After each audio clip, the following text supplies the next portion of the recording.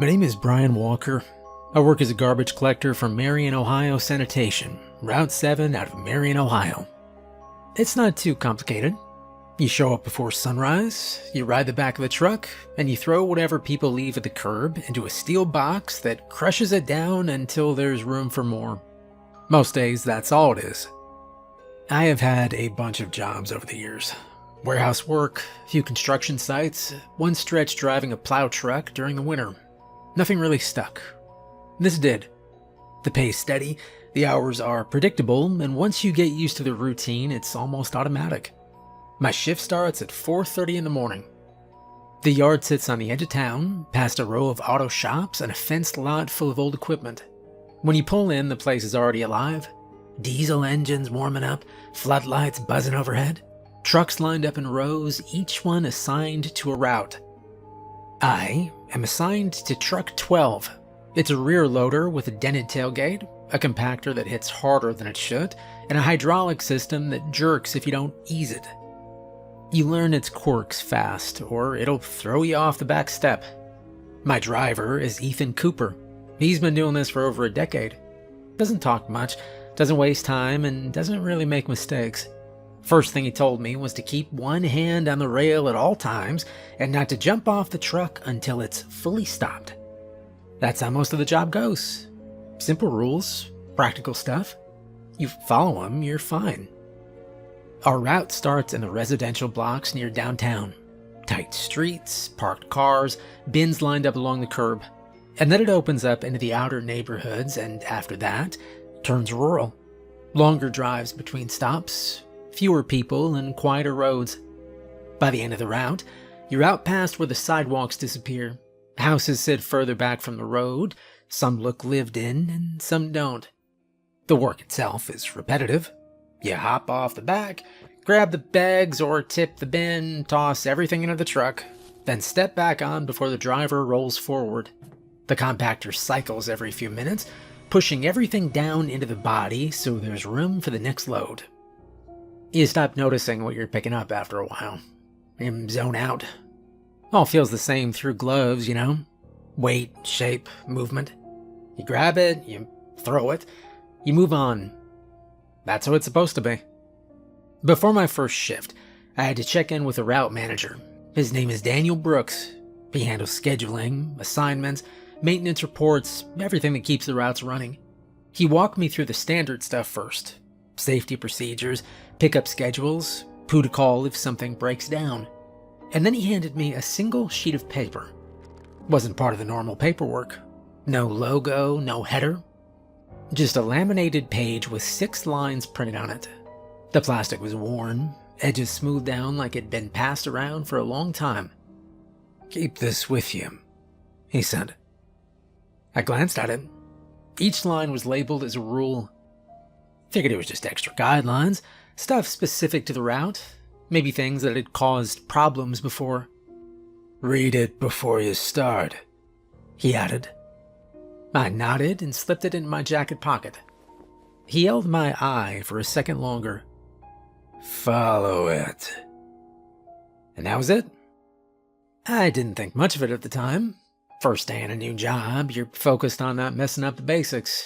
Stay balanced on the truck, don't miss stops, don't get in the way of the truck, that kind of thing. We pulled out of the yard just before 5. Still dark. Headlights cutting through the street, engine steady under us. Ethan didn't turn on the radio, just drove. The first part of the route was exactly what I expected. Bins lined up at the curb, tied bags, the usual thing. I got into the rhythm fast. Step, lift, throw, step, lift, throw. By the time the sky started to lighten, my arms were already sore and my gloves were streaked with grime. Normal day. We finished just before noon and headed back to the yard. I climbed down from the truck, stretched out my shoulders, and I pulled my jacket tighter against the wind. Ethan shut off the engine and sat there for a second. "You read the sheet?" he asked. I shook my head. "No, not yet." He nodded. "Read it," he said. And then he got out of the truck and walked off without another word. I stood there for a moment, listening to the ticking of the engine cooling down. And then I reached into my pocket and I pulled out that laminated sheet Daniel Brooks had given me that morning. 6 lines. I looked down at him, standing there in the middle of the yard, and read them for the first time. Here's the first one. Rule 1. Never open a trash bag that is tied with a yellow rope. That was the first line on the sheet. Not be careful, not use proper lifting technique. Just that. Never open a trash bag that is tied with yellow rope. I remember reading it twice, standing there in the yard, trying to figure out what kind of situation would even require that to be written down. People tie bags all kinds of ways. Twist ties, knots, duct tape if they're lazy. I'd never seen anyone use rope, let alone bright yellow rope. I figured it was one of those things you pick up on certain routes. I don't know. Maybe somebody had tried to secure construction debris or something heavy. Maybe it was a safety thing. Either way, it didn't seem like a big deal. The next morning, I saw one. We were about halfway through the residential section, early enough that most people were still inside. Lights on in the houses, coffee brewing, that kind of thing. The bins were lined up along the curb like usual. I hopped off the back of the truck as we slowed, grabbed the first bin, tipped it in, and then I stepped over to the next one. The lid was heavier than normal. When I lifted it, I saw the bag right away. Black plastic, thick, not the cheap kind, and wrapped around the top, tight, multiple loops, was a length of bright yellow rope. Not tied like a knot, wrapped over and over again, like whoever did it didn't want it coming loose under any circumstances. I just stood there looking at it, and then I reached in. The rope was rough under my gloves, thicker than it looked. I grabbed the bag at the top and tried to lift it, and it didn't budge. Not at first, anyway. I adjusted my grip and pulled harder, and it came up slow, like it was stuck to the bottom of the bin or weighed down with something real solid. Not loose trash, not food waste, something dense. I got it over the lid of the bin, and I held it there for a second, balancing the weight. Don't. Ethan's voice cut through the cab. I looked up.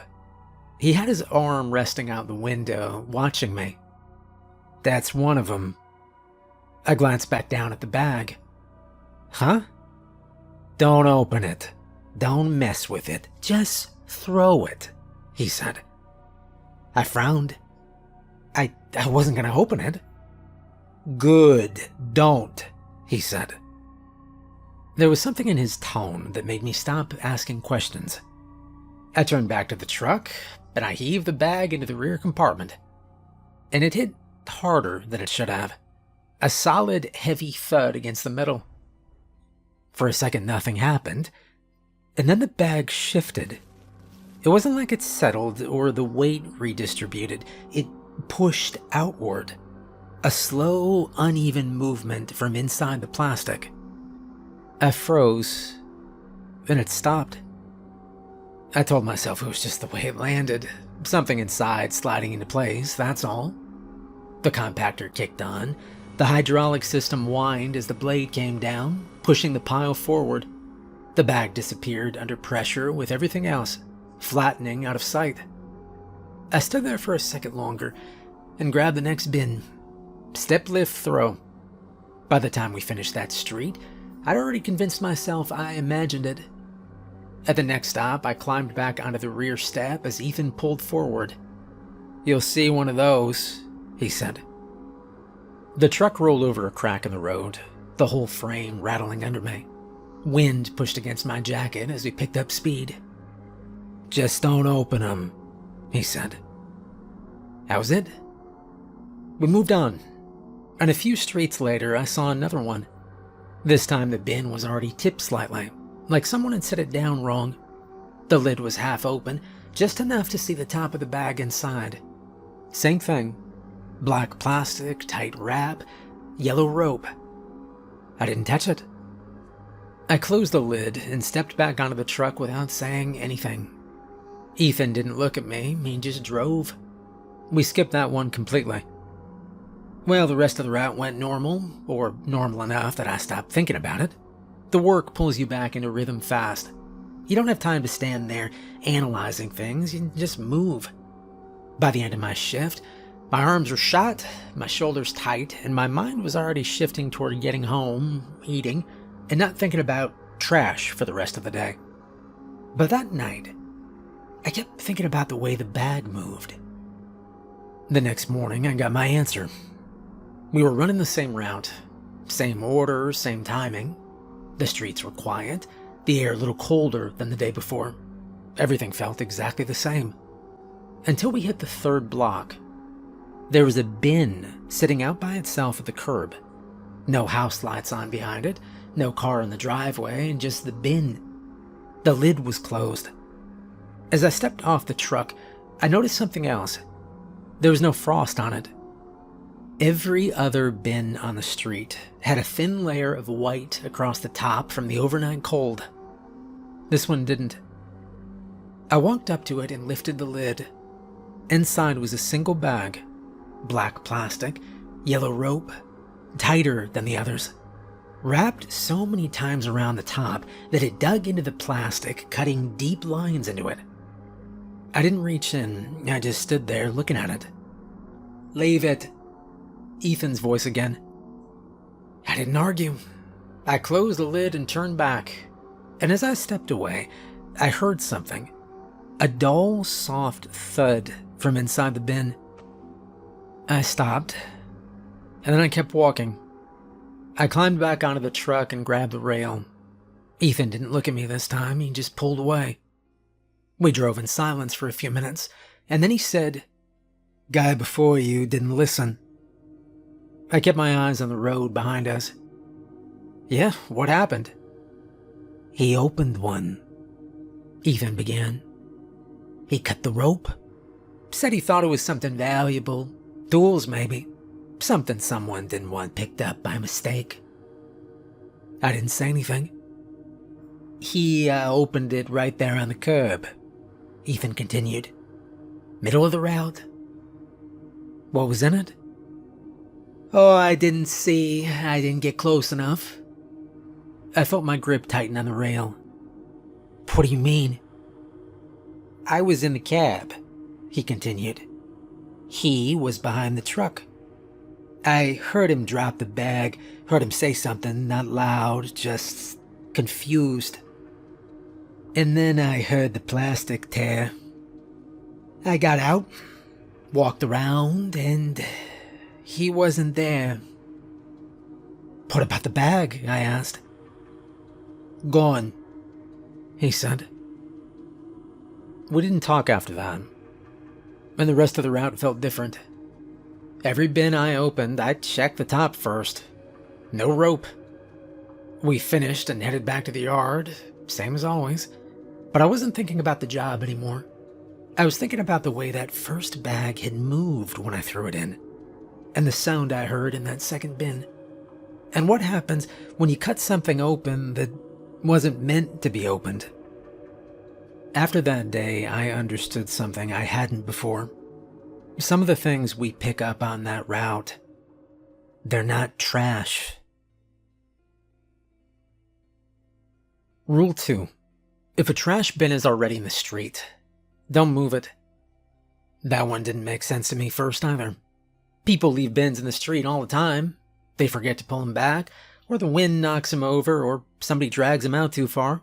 Half the job is dealing with stuff like that.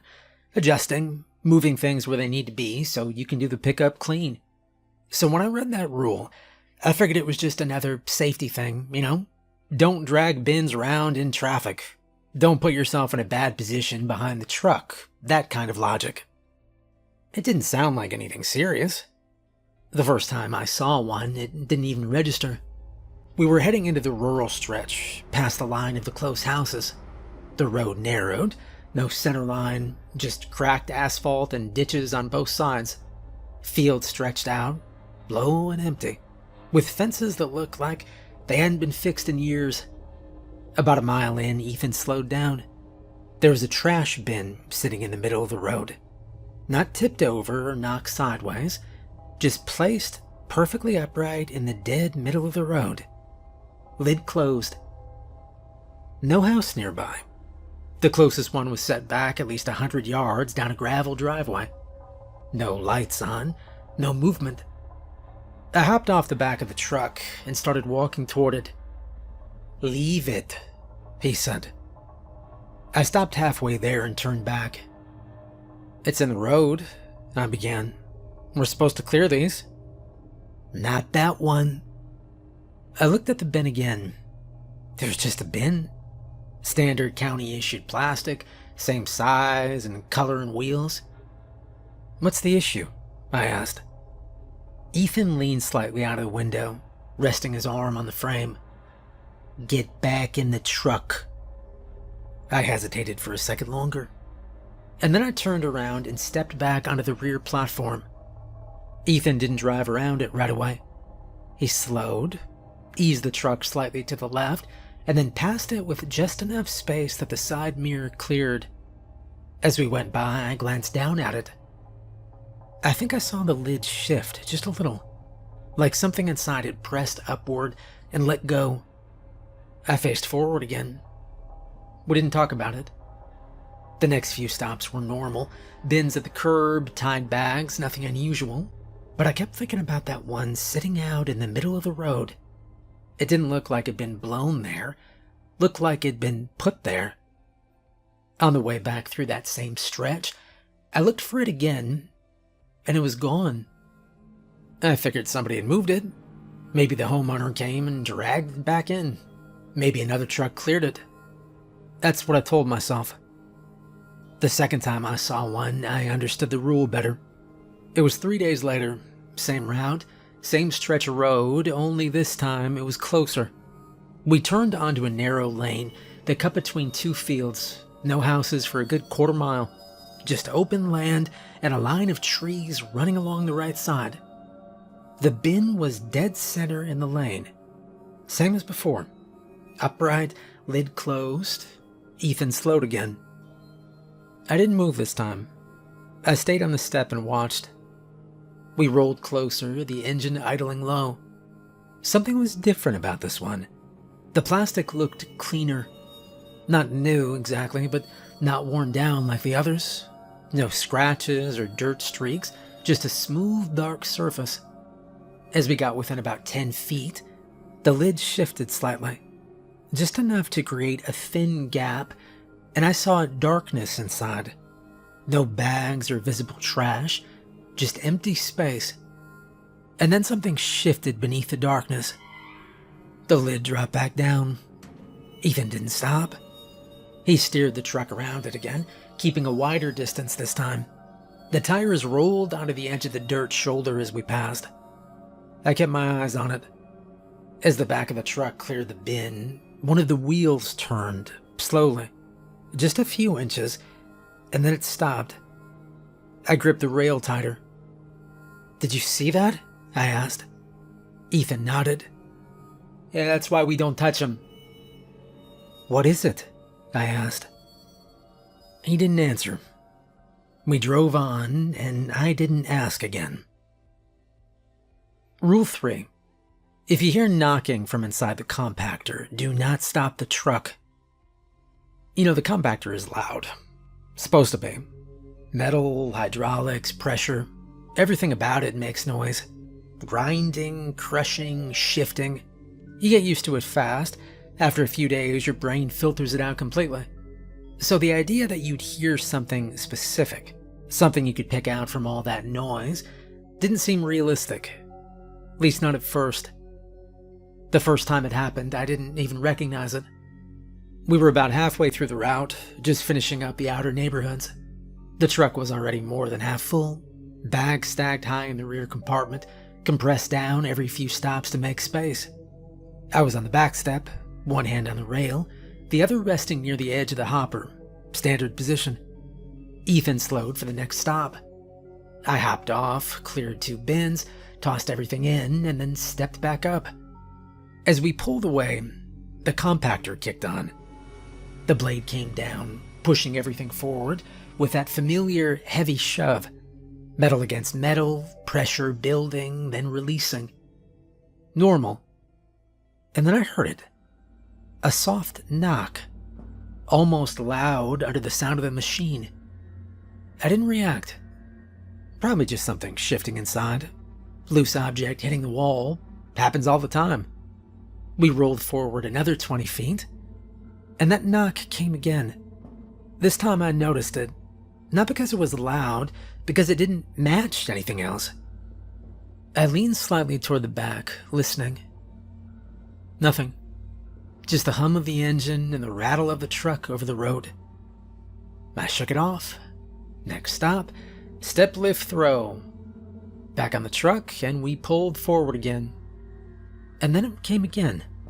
3 knocks in a row. Clear, separated. Not metal shifting or debris falling, it was 3 knocks. I froze. The compactor wasn't running. The truck wasn't hitting bumps. There was nothing that should have made that sound. I leaned back, looking into the rear compartment. All I could see was crushed trash. Flattened bags, cardboard, loose debris packed together under pressure. No movement or gaps, nothing out of place. "Stay up there," Ethan said. I hadn't realized I'd shifted my stance. "You hear that?" I asked. "Yeah, I hear it," he said. "What is it?" Ethan didn't look back. "Don't worry about it." "Hey, that's not an answer," I said. "It's not your problem," he replied. There was another knock, single this time, louder, right behind me. I turned. The sound had come from the upper section of the compactor, not the lower press area. Higher than it should have been. "Hey, I'm checking it," I interrupted. I walked to the back of the truck. The hopper was still partially open, the last load sitting just inside, not yet compacted. I leaned in slightly and nothing, just bags. And then the knock came again, right behind the inner wall, close enough that I could pinpoint it. I reached for the control lever. "Brian?" Ethan's voice again, different. "Don't. I just want to see. Don't." Another knock. And then a voice. "Hey." I froze.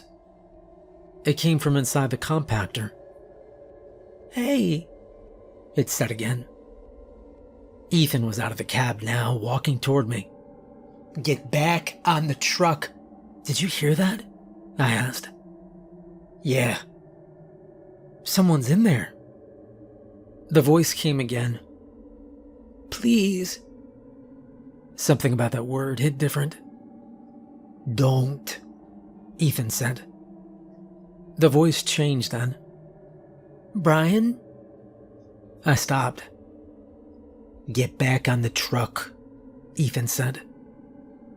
And I didn't argue this time. I stepped back onto the platform. Then we pulled forward. There was no more knocking after that. We finished the route without another incident. When we got back to the yard, I didn't move right away. I just stood there on the back step staring at the compactor. Ethan shut off the engine. "You stopped," he said. "Don't do that again." He opened the door and got out. I stayed where I was. After a minute, I climbed down and walked to the back of the truck. I reached up and hit the release. The compactor opened. The load shifted slightly as the pressure released. I stepped back. Nothing inside looked out of place. Just trash. There was no way anything could have been inside. Rule 4. Do not collect trash from the house on Route 7 marked with a blue X. That one stood out immediately, because it was the only rule that mentioned a specific place instead of a general situation you might run into anywhere on the route. Up until that point, everything had been about objects or sounds or things that could happen during the job, but this one pointed directly at a single location, like it had a history behind it. I didn't ask about it right away, mostly because I hadn't seen anything like that yet, and I didn't want to start sounding like I didn't understand how the job worked. You pick things up as you go, and if something matters enough, someone usually tells you before you make a mistake. It showed up about a week later, toward the end of the route, when we were already running the same stretch and the houses were spaced far enough apart that each stop felt separate from the last. The road curved slightly through a patch of older properties, the kind with long driveways, aging fences, and buildings that had been standing long enough to lean in small ways you wouldn't notice unless you looked carefully. Ethan slowed the truck before we even reached the driveway, which was unusual because he normally kept a steady pace unless there was something directly blocking the road or forcing him to adjust. I stepped off the back automatically and started toward the curb, expecting to grab the bin like any other stop. And then I saw the mailbox. It had a blue X spray painted across the front, thick lines crossing corner to corner in a way that didn't look accidental or decorative. The paint had dried unevenly, dripping slightly down the sides, like it'd been done quickly but deliberately. I stopped walking and looked back at the truck. Ethan was already watching me. "That's the one," he said. I followed his gaze back to the property.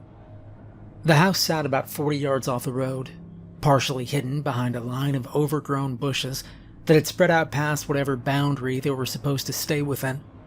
The windows were covered, either boarded or dark enough that I couldn't see inside, and the front door was closed with no visible damage or sign of recent use. The trash bin was sitting at the edge of the driveway, lid closed, positioned exactly where you'd expect it to be for a normal pickup. "Just leave it," Ethan added.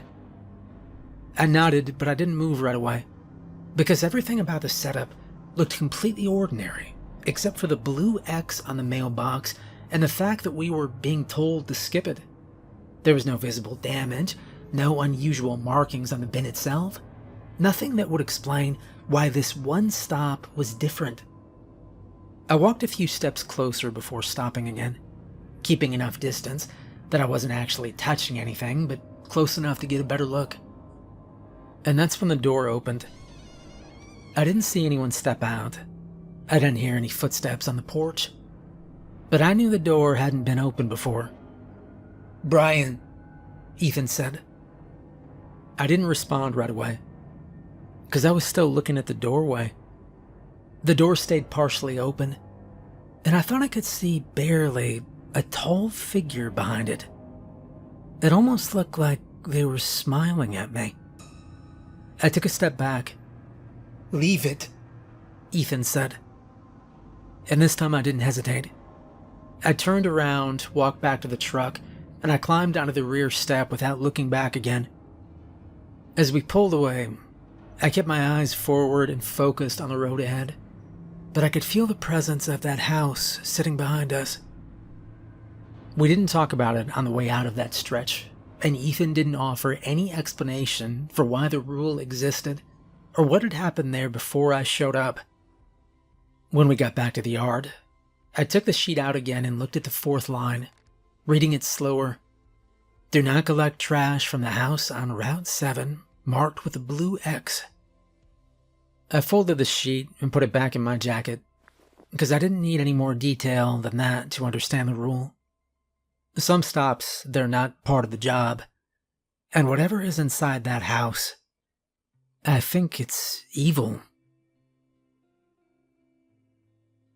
Rule 5. If a trash can follows the truck, don't look back. That one didn't make sense in a practical way, but by the point I'd already stopped expecting these rules to follow normal logic or fit into anything I could explain with the job itself. You read something like that and you assume it's, metaphorical or exaggerated, something written down after a weird incident that got retold enough times to sound stranger than it really was. The first time it happened, we were finishing the last stretch before heading back toward town, and the road was empty enough that you could hear the truck echo off the tree line on both sides. I was on the rear step like usual, one hand on the rail, watching the road behind us out of habit. And that's when I heard the wheels. Not the truck's wheels. Something lighter, uneven, rolling over the road at a different rhythm that didn't match our speed or the surface beneath us. I ignored it at first because there are always sounds out there. Branches, debris, loose gravel, but this stayed consistent longer than it should have. Then Ethan spoke without turning around. "Don't look back," he said. I didn't ask why. I just kept my eyes forward and focused on the edge of the road, counting the fence posts as we passed them to give myself something steady to track. The sound stayed with us, though, matching our pace. After a few seconds, curiosity got the better of me. I didn't turn all the way, just enough to glance over my shoulder. And a trash can was rolling behind the truck. Same size, same type as the ones we pick up all day, but there was nobody pushing it and no slope in the road that would explain that movement. I faced forward again immediately. "Don't look at it." "I just looked for a second," I said. "That's too much." We kept moving.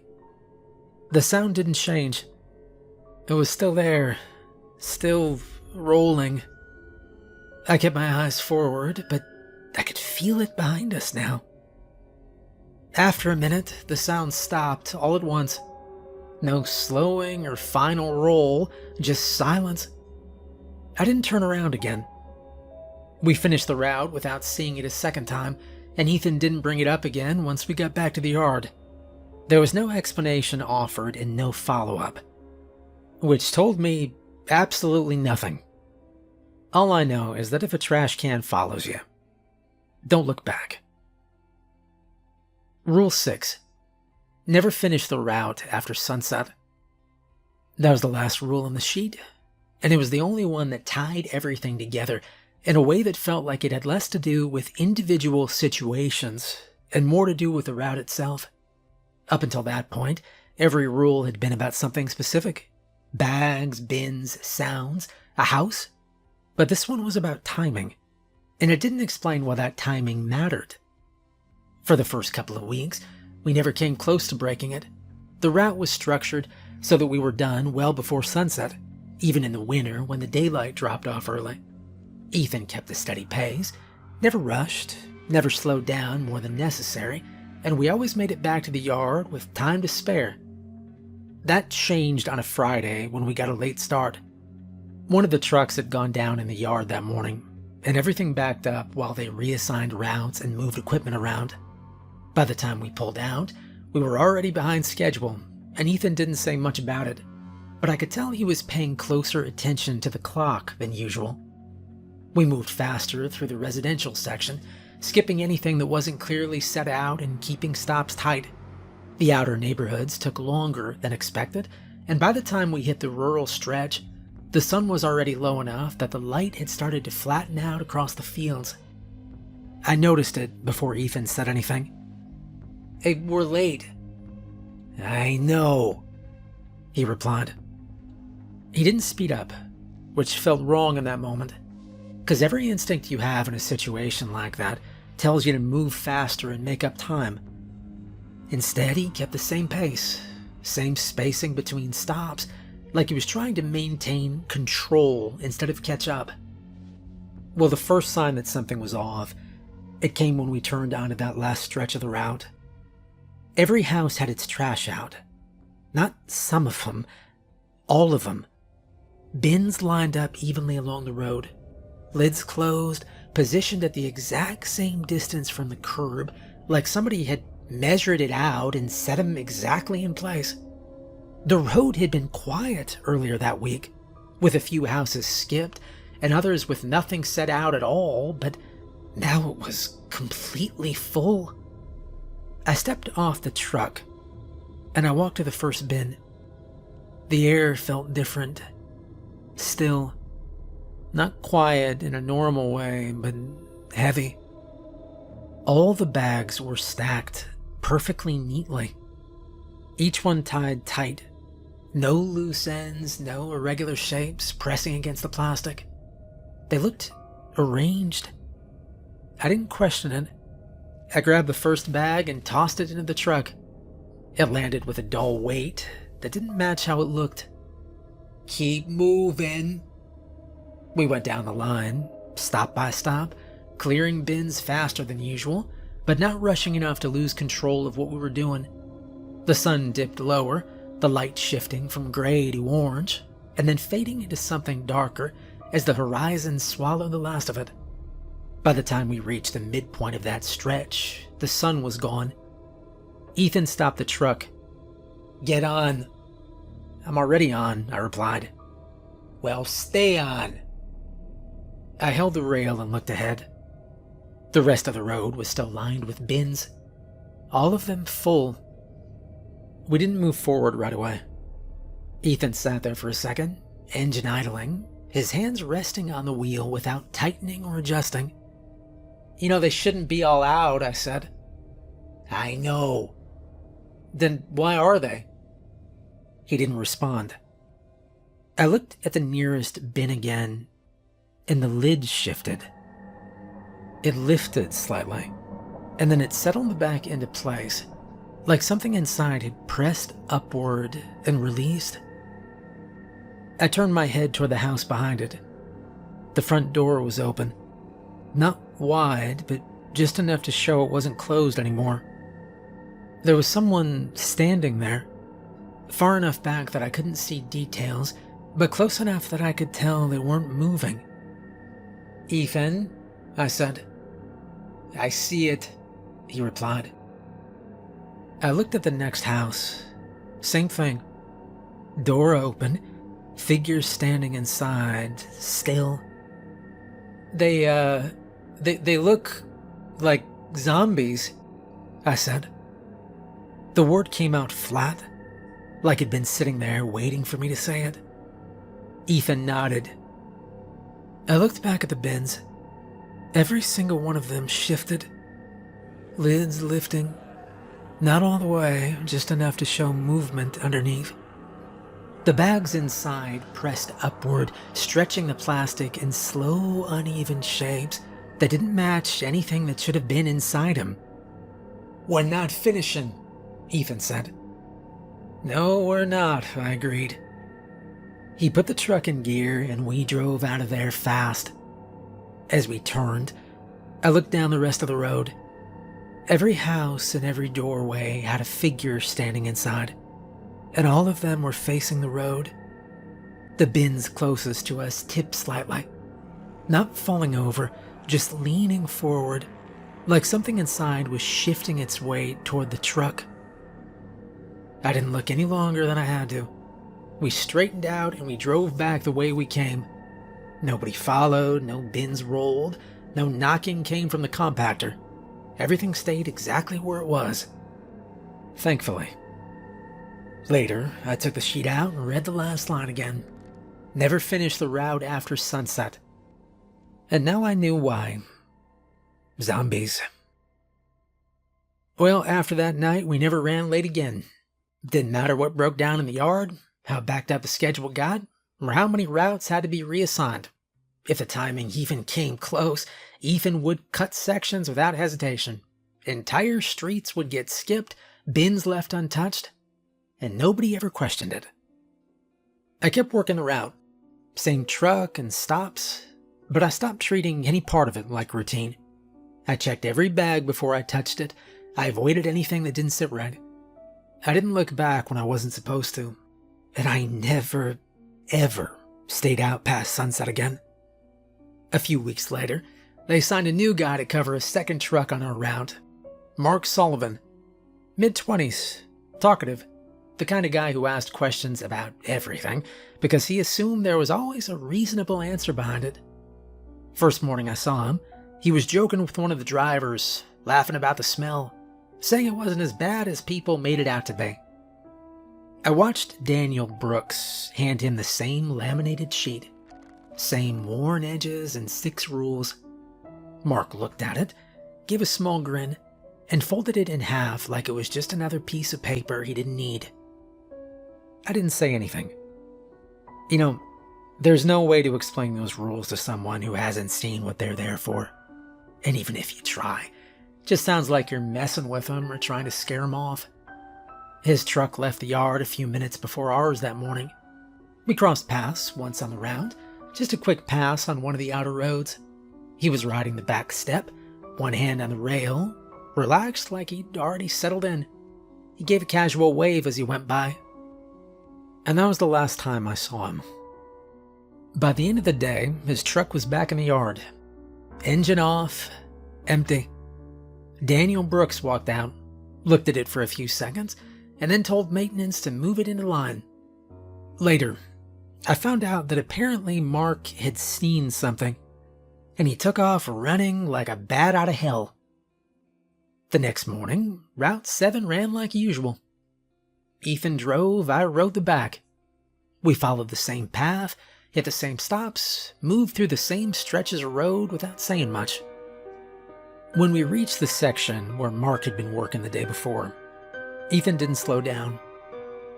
I didn't step off the truck. I didn't look inside any of the trash cans.